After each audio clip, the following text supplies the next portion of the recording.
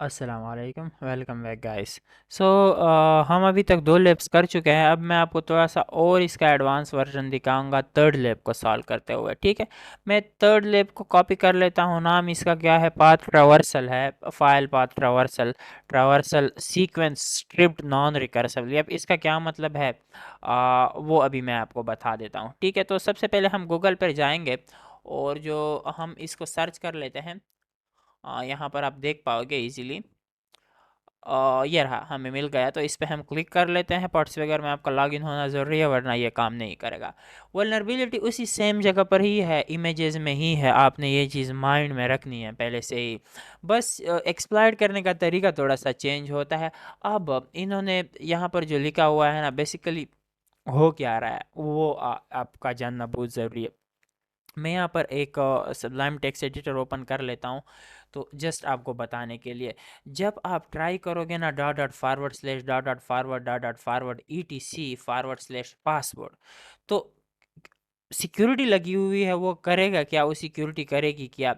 जो आपके dot dot forward slash है ना, इसको फिल्टर आउट कर देगी।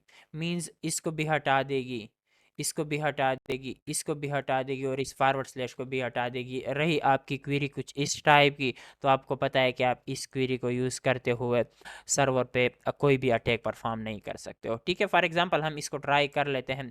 बल्कि ट्राई करने से पहले हम पहले लैब को एक्सेस कर लेते हैं। तो इन्होंने सिक्योरिटी लगाई हुई है। सिंपल इज दैट, हमने उस सिक्योरिटी को क्या करना है? बाईपास करना है। बाईपास करने के बहुत सारे तरीके होते हैं। मैं फ़िलहाल आपको एक बता रहा हूँ, बाकी ऑटोमेशन में हम सारे के सारे कवर अप करने वाले हैं। सो नो वरीज अब। अच्छा जी, मैं बर्पसूट को भी ओपन कर लेता हूँ। मेरे पास बर्पसूट ओपन है, पहले से प्रॉक्सी में आ जाता हूँ। और यहाँ पर मैं सारे के सारे जो डेटा है पुराना, इसको मैं एक बार क्लियर अप कर लेता हूँ। और आप देख सकते हो कि एच हिस्ट्री बिल्कुल क्लियर है। प्रॉक्सी एच हिस्ट्री का मैंने आपको डिटेल से बताया था। यहाँ पर जो भी हम ब्राउज़र में करते हैं और सर्वर की तरफ से डेटा हमें रिसीव्ड होता है, लोड होता है, और वो सारी की सारी चीज़ें हमें मिल जाती है। ठीक है, इसको एक बार मैं लोड कर लेता हूँ। और लोड करने के बाद आप देखो कि जितनी भी इमेजेस यहाँ पर पेज पे हैं वो मुझे शो हो रही है। अच्छा, आप इसको ऐसे भी कर सकते हो, राइट क्लिक करो, इंस्पेक्ट पे जाओ, और यहाँ पर आपको नेटवर्क टैब मिल जाएगा। ठीक है, मेमोरी स्टोरेज, एक सेकेंड में इसको देख लेता हूँ थोड़ा इस तरीके से। ये रहा नेटवर्क।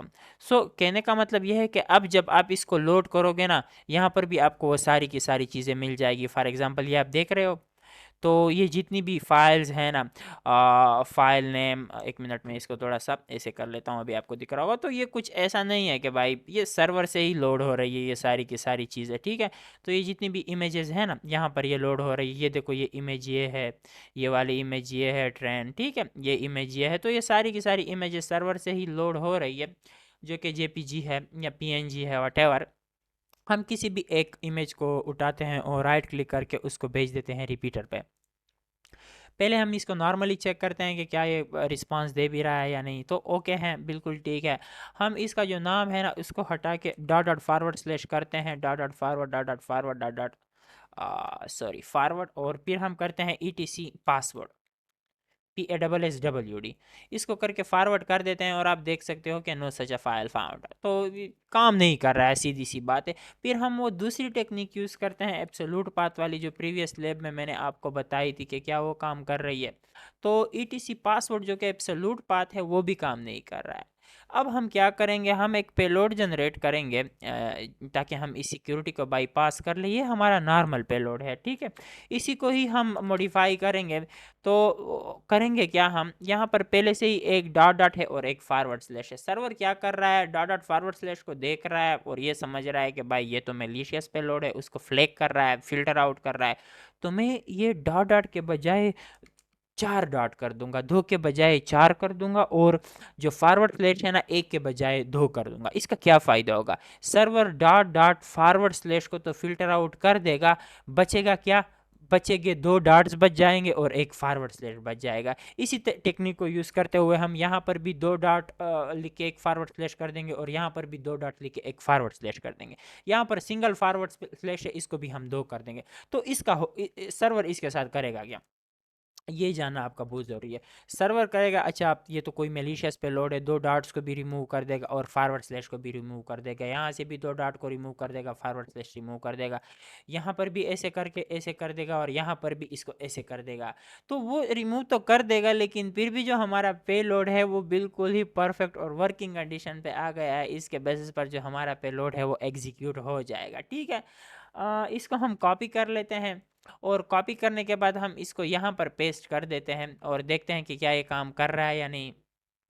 तो देखिए इसने काम कर लिया है सक्सेसफुली। मैं बिल्कुल ही सिंप्लीफाइड और इजी तरीके से आपको सिखा रहा हूँ ताकि ज़्यादा आपको यू नो वो करने की स्ट्रगल करने की ज़रूरत ना पड़े, क्योंकि ये ऐसी वल्नरेबिलिटी है ना कि हमें मैनुअली इसमें बहुत ज़्यादा डीप जाने की ज़रूरत नहीं है। उसकी वजह मैं आपको बताता हूँ, क्योंकि सीधी सी बात है, आप कितने पेलोड्स को याद करोगे? अगर मैं आपको बताऊं कि विंडोज़ के लिए अलग पेलोड्स होते हैं, लिनक्स के लिए अलग होते हैं और वो मोर देन 100 है, तो एक नॉर्मल ह्यूमन ब्रेन इतना स्ट्रेस बर्दाश्त नहीं कर सकता, पॉसिबल नहीं होता कि आप नॉर्मली उसको करो और याद करो। दैट्स वाई अगली आने वाली वीडियो में मैं आपको एक ऐसी टेक्निक सिखाऊंगा जिसके थ्रू आप इस पूरी की पूरी वल्नरेबिलिटी को ज़बानी मीन्स अपने बर्पसूट के थ्रू एक्सप्लॉइट कर पाओगे और आपको कुछ भी याद करने की ज़रूरत नहीं है, कोई भी पेलोड आपको मैनुअली एग्जीक्यूट करने की ज़रूरत नहीं है। तो ये था, आई होप आपको समझ आ गई होगी। अगले लेब में मिलते हैं प्रैक्टिकल जो हमारा है automation. So take care, have a good day.